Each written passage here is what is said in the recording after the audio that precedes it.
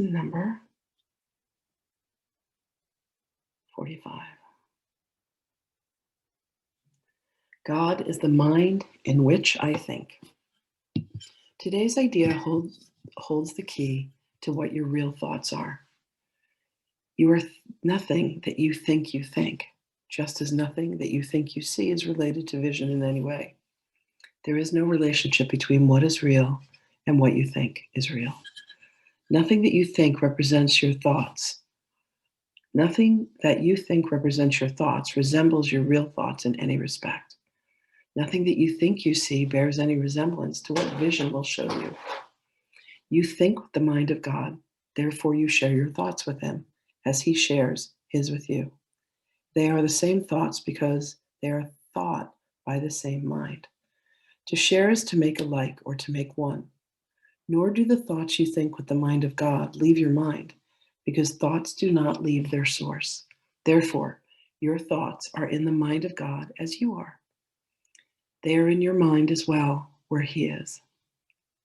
As you are part of his mind, so are your thoughts part of his thoughts. Where then are your real thoughts? Today we will attempt to reach them.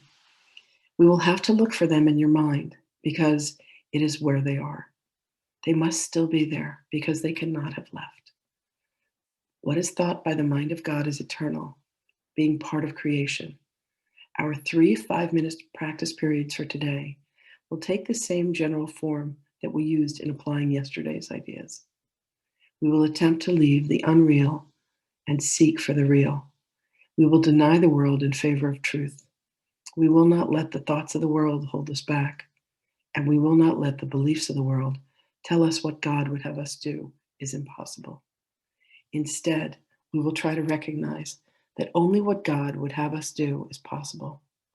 We will also try to understand that only what God would have us do is what we want to do. And we will also try to remember that we cannot fail in doing what he would have us do. There is every reason to feel confident that you will succeed today. It is the will of God. Begin the exercises for today by repeating the idea to yourself, closing your eyes as you do so.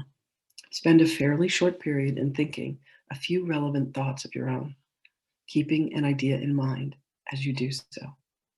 After you have added some 4 or 5 thoughts of your own, repeat the idea again and tell yourself gently, my real thoughts are in my mind. I would like to find them. Then try to go past all the unreal thoughts which cover the truth in your mind and reach to the eternal. Under all the senseless thoughts and mad ideas with which you have cluttered up your mind are the thoughts which you thought with God in the beginning. They are there in your mind now, completely unchanged. They will always be in your mind, exactly as they always were. Everything you have thought since then will change, but the foundation on which this rests is wholly changeless. It is the foundation toward which the exercises for today are directed. Here is your mind, joined with the mind of God. Here are your thoughts, one with his. For this kind of practice period, only one thing is necessary. Approach it as you would an altar dedicated in heaven to God the Father and God the Son, for such is the place you are trying to reach. You will probably be unable to yet realize how high you are trying to go. Yet even with a little understanding, you have already gained. You should be able to remind yourself that there is no idle game, that this is no idle game, but an exercise in holiness and an attempt to reach the kingdom of heaven. In using the shorter form of applying today's ideas, try to remember how important it is to you to understand the holiness of the mind that thinks with God. Take a minute or two as you repeat the idea throughout the day to appreciate your mind's holiness. Stand aside, however briefly, from all thoughts that are unworthy of him, whose host you are, and thank him for the thoughts he is thinking with you. It's so exciting. Love this lesson. God is the mind in which I think. Okay.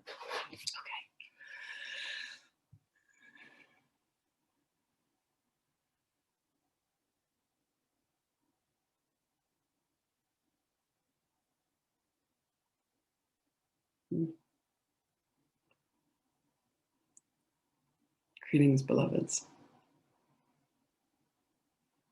God is indeed the mind with which you think. God is indeed the eyes with which you have vision. God is indeed the heart with which you love. You have the holy mind of God, and you do create in every moment. There are thoughts that you think that are in concert, that are in harmony with the mind of God. And then there are the thoughts that you think that you are in harmony and in concert with your ego. The egoic mind has separated itself from the thoughts of divinity and the thoughts of creation and the thoughts of source itself. Allow yourself today, beloveds, to have these practice periods and search for and find the mind that has created you, the mind that you are. Let the illusion, let the clouds, let the darkness fall away and find that which you seek. Allow yourself to find the mind of God that resides within. God is waiting, as we all are, for you to come home, beloved, for you to find your way back. Understand that you are made up of colors of the rainbow, a light spectrum that is magnificent, and even light beyond what you can perceive with your eyes. In this same way, you think with what you are able to see, and you see with what you are able to think. You are being asked, beloveds, to extend yourself beyond the light which you see and to find the true light within, to find the source of your magnificence. Your source is that your mind is the mind of God. Understand that every thought that you think, that you give credence to, that you run through the mind of God, cannot help but manifest, cannot help but be made so. Every desire that you have, every action that you take brings forth a creation. For you to be in alignment with the mind of God, for you to think from there, for you to allow yourself to recognize that you yourself are holy, takes you out of the realm of feeling that you are a victim to any aspect of your life. It takes you out of the impression that there is any part of you that could be the effect of anything, any circumstance, any belief, any relationship, any condition. For as you consciously bring yourself to the awareness that you think with the mind of God, you bring yourself to a holy countenance, and you know that God exists where you are, and that you exist as God, for God, through God, with God. This is a remarkable lesson. It brings you to the realm of creation.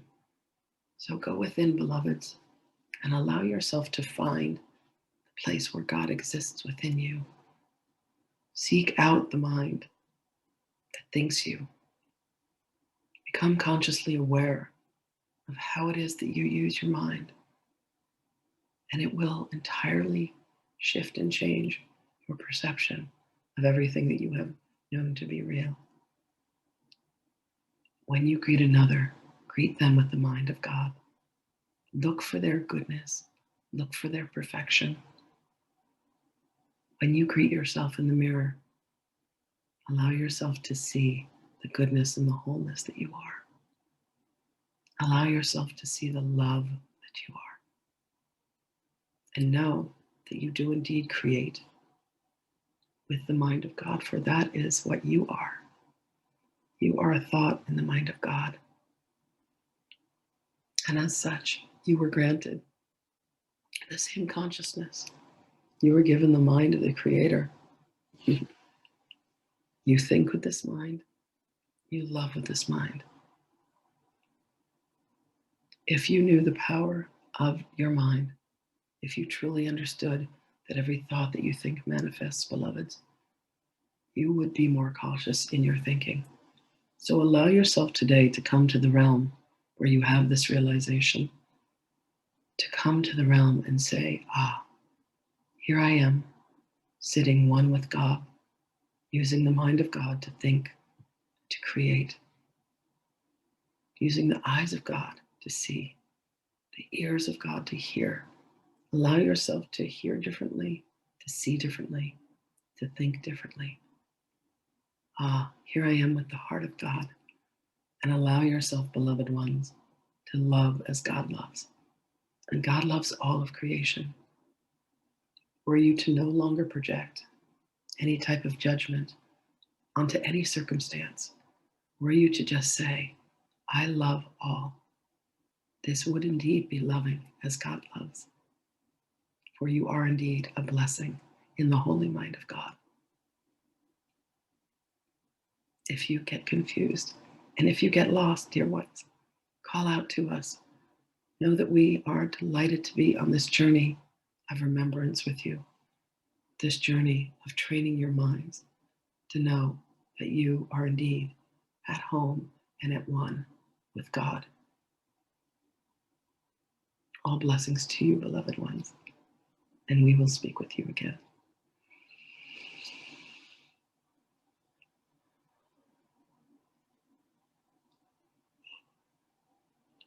Woo. I wish you all a beautiful day. I have love notes. Thank you, Marianne.